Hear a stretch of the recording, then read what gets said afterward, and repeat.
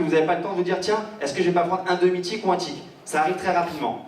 Quand vous dites entre 10 ticks, pardon, entre 10 points et 5 points, là oui, le temps rentre en considération. Regardons la contrainte de perte. La contrainte de perte, comme j'ai expliqué ici, très rarement le mouvement va aller d'un coup. Il va pouvoir bloquer. Et bien le scalper, qu'est-ce qui se passe? Il est dans la même considération. Ici, au pire, le marché monte d'un coup. Il monte d'un coup, il prend sa perte ici qui est calibrée, et son modèle il est rentable. Sauf que 3 fois sur 4, le mouvement il ne va pas aller d'un coup. Et le scalper, lui, il a visualisé qu'il était rentré sur un mauvais point. Il dit, ah tiens, là je suis rentré sur un point, là on est dans le cas de figure où le truc il part. Ok, et maintenant, je vais travailler ma position. Maintenant, je vais faire en sorte d'essayer de la minimiser. Je sais que si je coupe ici, je prends ma perte maximum sur le trade. Quand j'ai compris que le mouvement est en train de partir, et les fois où il oscille, et qu'est-ce qu'il se dit? Et bien là, au lieu de perdre 10 points, je vais en perdre 5. Je vais essayer de minimiser ma perte par rapport à la maximum de pertes autorisées. Et là, quand vous avez un modèle qui est rentable au-dessus de 0 pour une perte qui était à 10 points, le modèle en est autant plus rentable si la perte est à 5 points. Il y a des cas de figure où le moins, il sera à moins 10, d'accord? Mais il y a des cas de figure, et c'est ça qui fait la différence de scalper, c'est quand, et c'est là où il y a un tout petit peu là de nez, et il faut connaître l'outil carnet d'ordre que je vais intégrer après, c'est là où une différence entre un très bon et un moyen scalper, c'est non pas le travail sur les gains, parce que ceux-ci sont faciles, mais son travail dans les paumes. Donc ici, je vous fais juste une petite comparaison entre le swing et le scalping, entre quelque chose qui est hyper intuitif, mais où la plupart des gens perdent, et quelque chose qui est pas intuitif, mais si vous bossez, les gens qui font ça sont très souvent les gens qui sont le plus rentables sur le long terme. Ici, il faut le savoir une chose, il existe, là je suis en train de parler de généralité. Dans les 5 ou 10% de swing traders, il y a des bons traders. Il y a des traders où la psychologie, ils ont l'expérience, et l'expérience fait qu'ils appréhendent bien leurs gains. Ils vont jusqu'au bout. Donc ici, il faut savoir que je fais une règle générale, mais qu'il existe un grand nombre de cas particuliers et des nombreuses personnes qui étaient ici lors de salons, qui eux, quand ils sont rentables sur le long terme, ça veut dire simplement qu'ils respectent bien leurs paramètres. Voilà, c'est juste ça. Ou c'est des personnes qui, leur facteur psychologique est beaucoup moins inclus dans leur trading. Mais très souvent, les débutants qui n'ont pas cette expérience, le psychologique entre énormément en considération, et pan, il se prend celle-ci, et vous allez voir, tout le temps, ils se font cramer les premiers comptes. Donc, le principe du scalping, ce que je vous expliquais, alors j'aurai pas le temps de développer un peu tout ce qu'il y a derrière, la théorie, les modèles un petit peu, parce qu'il y a des modèles théoriques, il y a cette logique qui est contre-intuitive, mais ici, juste pour essayer de vous schématiser, le principe du scalping, il faut que vous compreniez qu'on n'est pas dans de l'anticipation. On est ici dans la notion de réaction. La réaction par rapport à un mouvement qui se produit précédemment. Donc, on va partir sur un exemple, un marché de l'or. L'or est un point d'équilibre, un point qu'on détermine où la volatilité est faible. Rappelez-vous, je vous disais scalping, c'est quoi? C'est trader la volatilité. Donc quand je vous dirais point d'équilibre, c'est un point où la volatilité est stable, est faible. Un trader de scalping va attendre que cette volatilité s'accroisse, dans un sens ou dans l'autre. Il va attendre que l'or monte ou l'or baisse. Il s'en fiche et il n'est pas dans la prédiction de se disant est-ce qu'il va monter, est-ce qu'il va baisser. Il va juste vouloir qu'il bouge. Et quand il va bouger, un scalper, quand tout à l'heure je vous disais un arbitrage spéculatif, ça veut dire que le mouvement va bouger dans un certain sens, et parfois ces mouvements, ils bougent d'une manière normale, et il y a des fois où ils bougent d'une manière normale, plus un excès. C'est-à-dire que c'est comme un élastique qui se tend normalement, et d'un seul coup il s'est un petit peu trop détendu, et vous vous dites, il va revenir. C'est un petit peu la même chose. Vous allez, le principe du scalping contrarien, quand un mouvement est en train de partir, quand il existe une zone ici où le ressort s'arrête, donc une zone que vous allez derrière, je vais vous montrer sur les carnets d'ordre, le mouvement, vous voyez qu'il visualisé, qu'il s'arrête, on va essayer de rentrer à l'inverse du mouvement précédent, contre-intuitif toujours, de manière à jouer une notion de force de rappel. Qu'est-ce que ça veut dire? Vous vous situez ici. Ici, point d'équilibre. Le swing trader, il se dit quoi? Quand le marché est en train de partir là, dans un sens ou dans un autre, bam, je me mets dedans et je pense qu'il va y aller. La plupart du temps, le marché revient, il prend sa petite perte.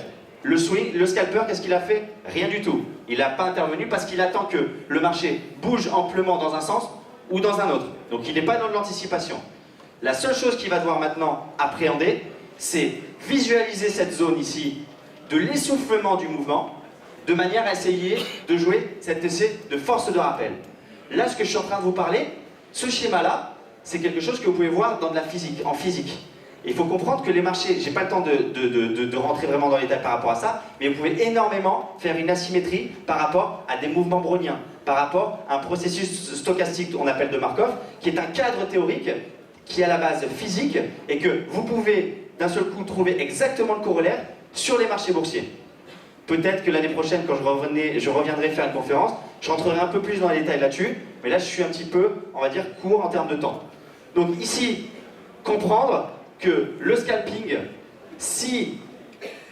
qui est au départ quelque chose qui est totalement contre-intuitif parce qu'on se met à l'inverse d'un mouvement précédent, si derrière on trouve qu'il y a un cadre théorique, donc notre grosse bourse, notre gros marché boursier, bah, que finalement c'est pas quelque chose qui est totalement sans raisonnement, sans sens, en tout cas totalement aléatoire, mais qu'il existe un cadre théorique. Si on se dit que dans notre logique d'intervention, est-ce que c'est logique en termes de probabilité, un mouvement est en train de partir, de jouer sa force de rappel. Si on trouve que c'est absolument logique, et qu'en plus, par la nature, la structure des carnets d'ordre, parce que les carnets d'ordre que je vous ai montrés au début et que je vais vous remontrer, dedans il y a des chiffres. Qu'est-ce que c'est que ces chiffres? Et si on vous explique que, de par ces chiffres, c'est absolument logique d'intervenir de manière contrarienne, et bien derrière, vous direz, c'est absolument logique. Donc, pour continuer cette petite comparaison swing, scalp, et faire une petite, on va dire, conclusion générale sur ces deux termes, on voit donc que même si l'équation mathématique du swing trading est quelque chose qui, au départ, est rentable, on voit que l'aspect psychologique de cette équation fait que, pour les moins bons, et souvent les moins bons qui sont les débutants, et qui sont la plupart des gens, cette équation devient négative. Et cet aspect psychologique, qui est, on va dire, un aspect négatif pour le swing trader, se transforme et est un avantage pour le scalper en termes de contraintes. On se rend compte que c'est beaucoup plus facile de travailler cette contrainte dans la perte du scalper qui est un avantage, que le gros gain que va prendre le swing trader, qui devient finalement quelque chose de négatif. Donc cette contrainte psychologique pour le swing qui fait que la contrainte et l'équation devient négative et le rendement à long terme, les chiffres le disent, donc ça ne sert à rien d'aller plus loin, est un avantage pour le scalping. La seule chose qu'il faut que vous mettiez en tête, et c'est pour ça que depuis tout à l'heure, le début de la conférence, je l'ai déjà répété 4 fois, oui, c'est contre-intuitif, et oui, ça paraît pas logique. Mais pourtant, si vous allez derrière, et que si la conférence durerait 4 heures, à la fin vous diriez, oui, c'est totalement logique. Ici, donc, ici, je vous ai fait une petite introduction, le swing contre le scalp. Voilà, vous avez compris que moi je suis quelqu'un qui suis scalper, mais je suis pas là pour vendre le scalping, je gagne rien à vendre le scalping. C'est juste pour que vous, en tout cas, ouvrir les yeux sur le fait que la plupart des professionnels qui tradent font du scalping. Et donc, c'est juste important de vous ouvrir les yeux sur cela qui existe. Très souvent, on m'a appris que c'est les anciennes générations qui doivent un petit peu inculquer aux jeunes générations. Et si on peut rendre un peu l'appareil et montrer qu'il existe d'autres types de choses, non, peut-être que les anciennes générations n'auront pas la réactivité pour faire ce type de trading, mais au moins qu'elles sachent pour leur gouverne que cela existe et que cela est énormément utilisé par les jeunes pousses qui rentrent aujourd'hui sur les marchés du trading. Donc, le carnet d'ordre. Maintenant, un autre petit corollaire. Carnet d'ordre pas contre, en tout cas en opposition à l'outil graphique. À quoi sert notre fameux carnet d'ordre? Notre carnet d'ordre, il nous sert à voir l'état du marché en direct. Vous voyez, tout à l'heure, on va revoir une vidéo, sur le carnet d'ordre, à un moment donné, vous vous dites « Waouh, ça bouge dans tous les sens ». Alors ça, c'est la première réaction que vous allez vous faire. Ensuite, quand vous allez essayer de regarder un carnet d'ordre, parce que là, je vous en mets 7, mais si vous restez focalisé sur un seul carnet d'ordre, vous allez dire « ça va vite ». Ça va aussi vite que sur le graphique. Sauf qu'en regardant le carnet d'ordre, vous voyez beaucoup plus de choses. Et c'est parce que vous voyez beaucoup plus de choses que vous dites ça va vite. Mais non, c'est juste que vous avez plus d'informations. Et votre œil, eh ben, ce flux d'informations que vous avez et que vous n'aviez pas sur les graphiques en termes de réactivité, en termes de dynamique, fait que votre œil est un petit peu impressionné pour la première fois. Après, vous regardez une deuxième fois un book, vous allez plus dire c'est rapide. Donc, il faut savoir qu'un carnet d'ordre, et ça c'est quelque chose à vraiment s'enlever des a priori qu'ont les gens essaient de les lire souvent en statique.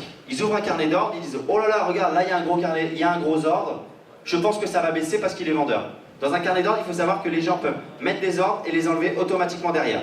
Ça s'appelle du spoofing. Donc, vous ne pouvez, et une personne qui vous dira « Je lis les carnets, regarde, là il y a un gros ordre », ça n'est pas du tout quelqu'un qui sait lire le carnet. Un carnet ne se lit que d'une seule manière, c'est dans une dynamique de marché, et on reste sur l'effet un petit peu, la dynamique physique. Vous ne pouvez regarder les carnets d'ordre que dans une notion de mouvement, contre-mouvement, dynamique de marché, accélération et des arrêts.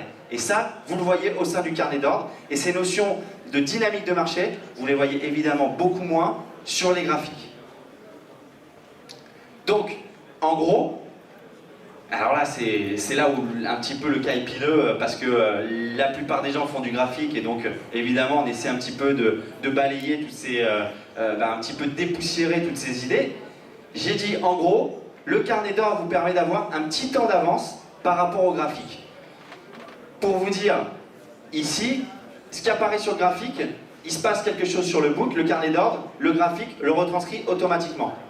Pourquoi ne pas intervenir directement dans le carnet d'ordre, donc dans le pouls du marché, dans le corps humain, vraiment dans le corps du marché, que intervenir sur le graphique où le point haut du graphique, il est apparu sur le graphique parce qu'il s'est produit quelque chose au carnet d'ordre. Donc quand je dis qu'on a un temps de retard, évidemment un graphique n'a pas 5 secondes de retard, mais si vous partez sur une demi-seconde de retard ou même un quart de seconde de retard, pourquoi pas prendre ce temps d'avance en tradant grâce à l'outil carnet d'ordre? Donc, une chose qui est aussi importante à appréhender, il existe dans les carnets d'ordre ce qu'on appelle deux types de carnets. Deux types de carnets, c'est la nature intrinsèque du carnet. Une personne qui trade le CAC 40, sur son graphique, vous dites, ça fait 20 ans que vous tradez le CAC, et je vous demande, mais c'est quoi la nature du carnet de votre CAC? Et vous me dites, j'en sais rien. C'est très important de savoir comment est composé votre carnet, parce que c'est la composition intrinsèque du carnet d'ordre qui permet de déterminer la volatilité intrinsèque de votre marché. Et donc, quand vous connaissez la volatilité intrinsèque de votre marché, évidemment, vous arrivez à calibrer vos risques, et de votre risque, vous calibrez votre rendement que vous allez faire. Toujours ça, on part du rendement, on part du risque, on calibre tous les paramètres risques pour derrière, en travaillant dans ce paramètre, et en tout cas dans tout ce calibrage des risques, en sortir du rendement. Si vous ne connaissez pas la nature, la volatilité de votre carnet, mais vous ne connaissez pas la donnée première, la donnée essentielle, quelle est la vol de votre marché. Et donc vous faites une stratégie sans savoir la volatilité de votre marché.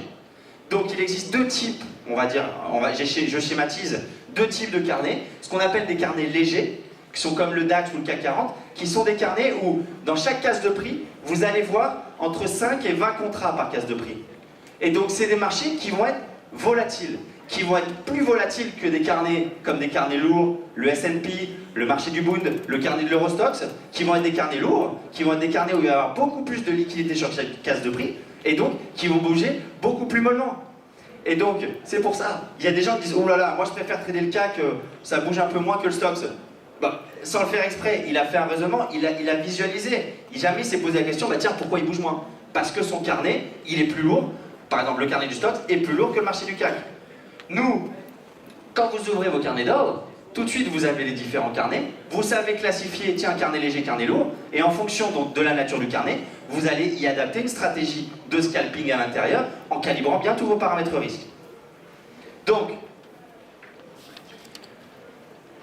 je vais juste vous montrer, il me reste 10 minutes, on est bien, les différents carnets d'ordre pour vous expliquer bien les deux types de carnets, carnet lourd, carnet léger. Hein? La 2. C'est la chiffre économique.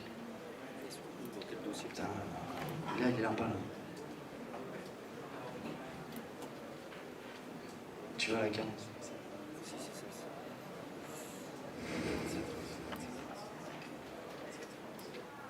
Ok. Alors. Non, avant. Voilà, avant. Donc là.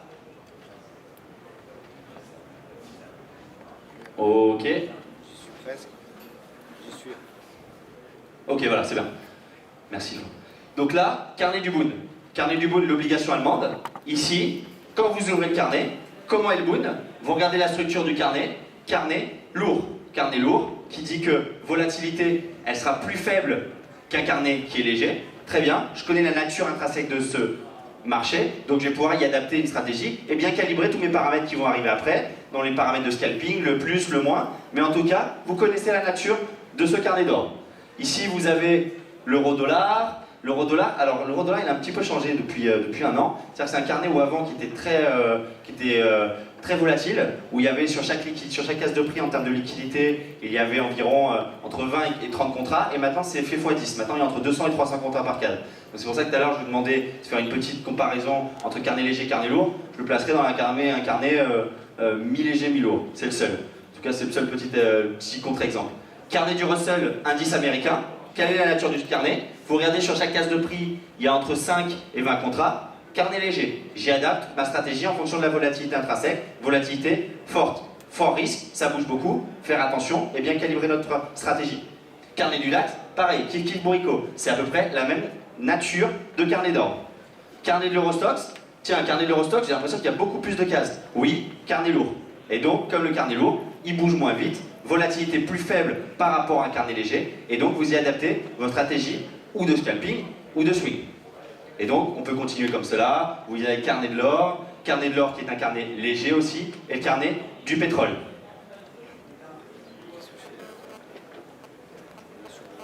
Sur le slide.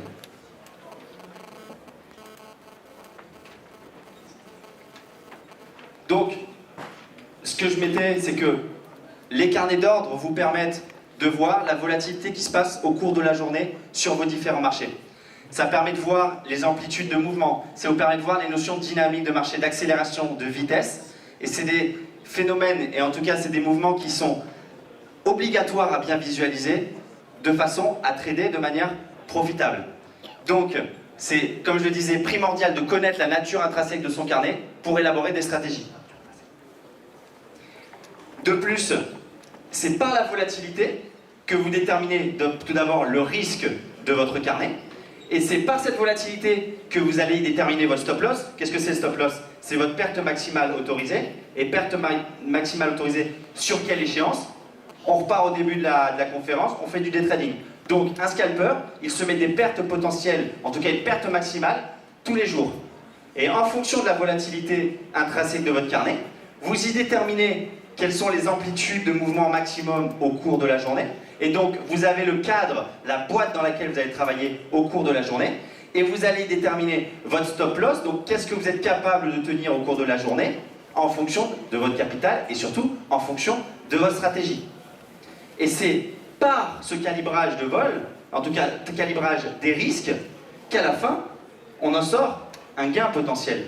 Mais c'est pas l'inverse. C'est pas d'un gain. Après, on fait attention au risque. C'est on part des gains. Et juste pour revenir sur les compétitions de trading, il faut savoir que, comme je vous ai expliqué au début, il y a deux contraintes. Le rendement, le risque. Et dans un modèle qui va être très simple, soit vous allez maximiser le rendement, donc essayer de faire le maximum de rendement possible. C'est pour ça qu'il y a des gens qui peuvent vous dire « je fais 5, 10% par mois, 20% par mois ». Ou il y a, donc ce sont des personnes qui maximisent la contrainte de rendement. Et deuxièmement, dans un modèle, vous pouvez l'autre, qui est la contrainte de risque, la minimiser. Et pourquoi j'en reviens hier au modèle, au duel de trading? Parce que normalement, qu'est-ce que doit faire un trader au cours de ces sessions de trading tout au long de l'année? S'il est un peu raisonné, qu'il veut rester stable et en tout cas rester périn sur le long terme, il va minimiser la variable risque. Il va faire en sorte de prendre le moins de risques possible et à la fin, va en sortir un rendement croissant au cours du temps. Et c'est comme cela qu'il arrive à monter son capital et à être périn. Mais dans un duel de trading, vous ne pouvez pas être dans une notion « je minimise les risques ». Parce que vous êtes dans une autre optique, il faut passer le tour. Et là, dans quoi on se met? Tac, on switch la contrainte. On n'est plus dans minimisation des risques. On passe maximisation du rendement.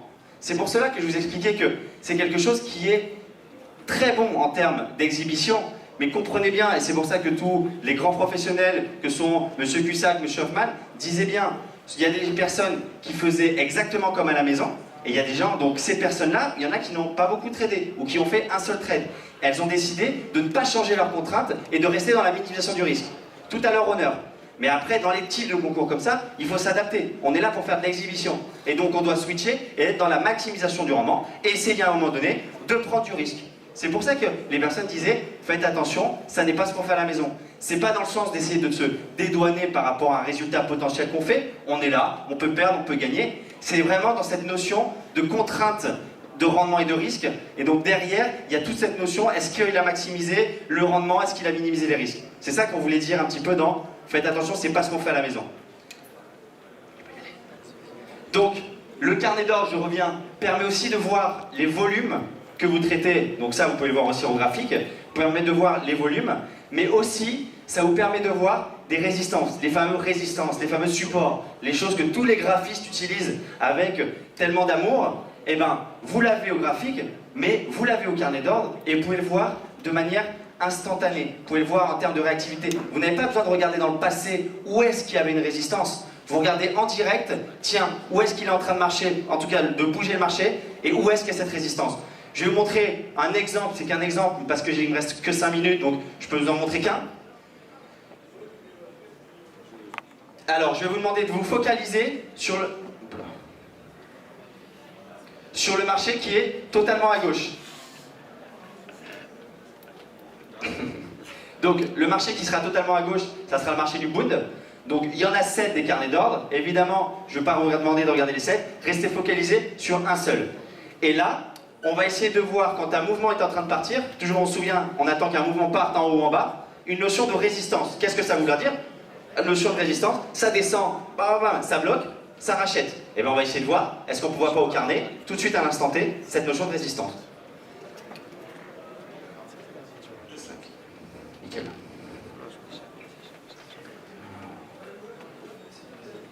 C'est pas celle-là, c'est la NFP.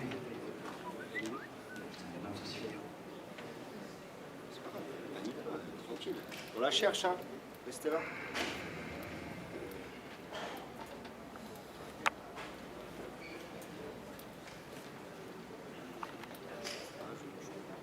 Ordinateur.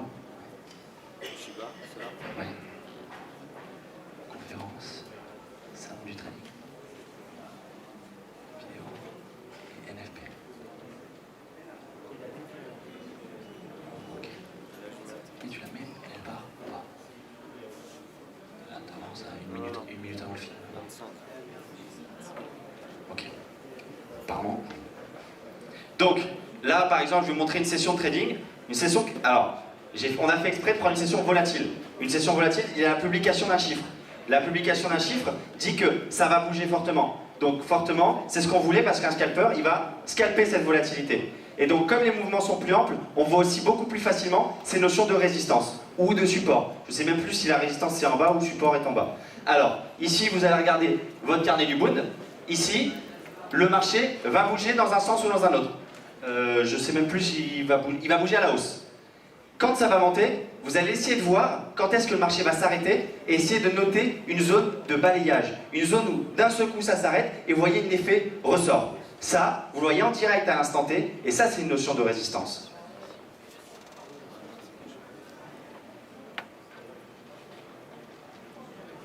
Donc, focalisez-vous ici.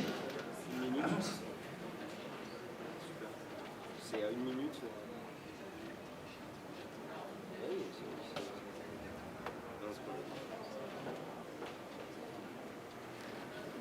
Donc, ici, nous voyons le carnet du Bund. Nous voyons la liquidité qui s'est totalement vidée parce que ici c'est normalement un carnet lourd. Donc normalement après, dans un marché normal, je vous avais dit dans la définition des carnets lourds qu'il y a environ 500 contrats par case. Ici, vous voyez qu'il n'y en a plus que 10, 15 ou 200.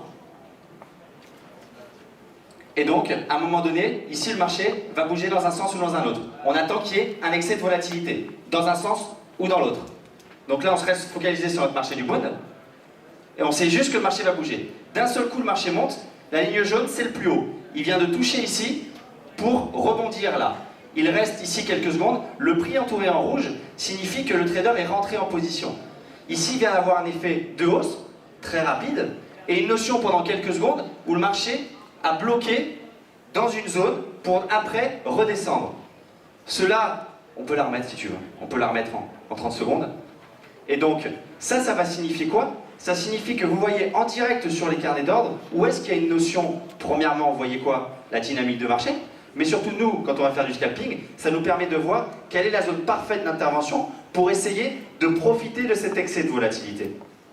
Ici, on va remettre en visuel. Essayez, on va le mettre une fois, de suivre ici. Le marché, donc, vous le savez, il va monter. La ligne jaune sera le plus haut qui sera touché au moment du mouvement. Et je veux que juste que vous essayiez, et ça sera ça, cette visualisation que je veux que vous ayez en sortant d'ici, visualiser qu'est-ce qu'est une résistance au carnet d'ordre.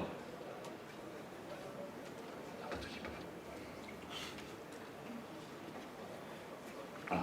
Ok, donc on remet pas, voilà, ça part. Voilà, dernier, le mouvement il va partir, on est sur les bas de marché. Il arrive. Et je veux juste que vous visualisez assez rapidement, et ça sera notre dernier exemple. Tac, tac, tac. Ok, il part. Le marché vient de toucher ici. Il balaye une fois. Il reste là. Il revient. Le trader rentre en position. On voit en rouge, il a vendu le marché, à l'inverse du mouvement précédent. Pourquoi il vend? Il joue de manière contrarienne, de manière à tenter un retour. Il a déjà sorti sa position. Il a pris quoi ici? Il a pris 2 ticks. C'est pas énormément. Mais c'est ça le principe du scalping. Il s'en fiche que le marché monte ou descende, il attend que le marché monte pour essayer de jouer une correction.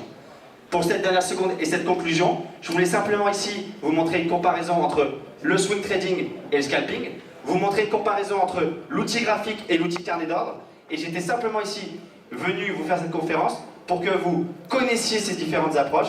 Et je ne suis pas là du tout pour vous vendre le scalping parce que j'en fais, c'est juste vous dire, essayez de vous informer là-dessus, parce que quand on appréhende bien les contraintes psychologiques, c'est quelque chose qui est très rentable. Merci beaucoup. Voilà.